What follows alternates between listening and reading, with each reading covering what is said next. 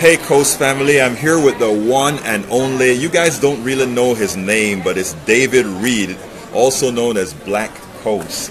Tell me a little bit about why is there a BlackKos at DailyKos? So this goes back several years when Netroots Nation first started.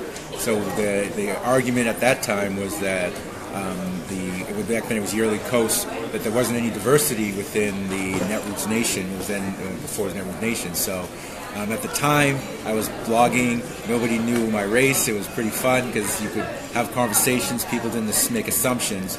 But I felt at that time that it was really important that people saw that there was a diversity of people online. So I quote unquote came out, and everybody finally realized that I was You're a black guy. Black guy. So this was probably around 2002, 2003. So I founded this group just because one of the things that I also saw was there was a lot of silos forming.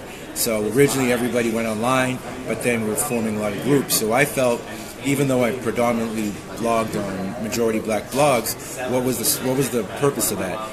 The whole purpose of forming these online communities was intersectionality, getting people to work together. So I started on DailyKos to bring stories that I didn't feel that people would necessarily seek out issues that were related to predominantly people of African descent. So I wanted to make sure that those were also highlighted, and so the BlackKos community on DailyKos is actually majority non-black. Right. It's very interesting. But that was intentionally. Like, if I wanted to just blog about black issues on a black blog, I could. There's several that I could do that, and I do go there. But I think it's important that people see, what policing does, what's going on in places that like Brazil or the Dominican Republic or Africa, or how environmental racism, things that people may, in a general sense, be interested in, but not specifically. So by doing that in DailyKos, it highlights those issues, and it allows people to realize that there's a lot of commonality within the progressive movement. Absolutely. It's amazing that you said that, because we met each other a few years ago, I think in Arizona, even though we knew who each other was. And what's interesting is that it's just yesterday that I found out we had the same feelings. We were two black men that didn't blog as black men. We wanted to be taken seriously for the issues that we actually talked about. So that was interesting. Now, where do you think?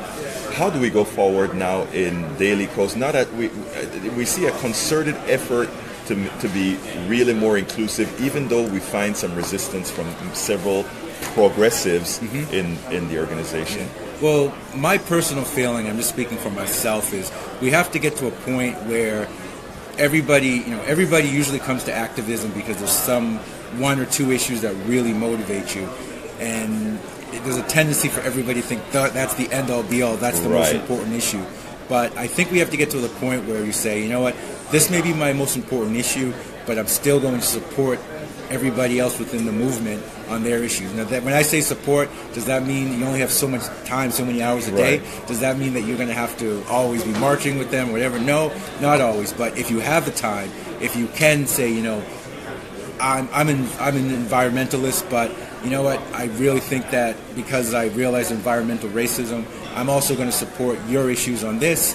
Even if you think that the Democratic Party or progressives need to focus more on economics, then you still realize that the social issues are important, and I'm still going to support you. So I think we just need to get to that space where we realize, whatever your major motivating issue is, you still have to be there for everybody else. And conversely, everybody else should be there for your issue.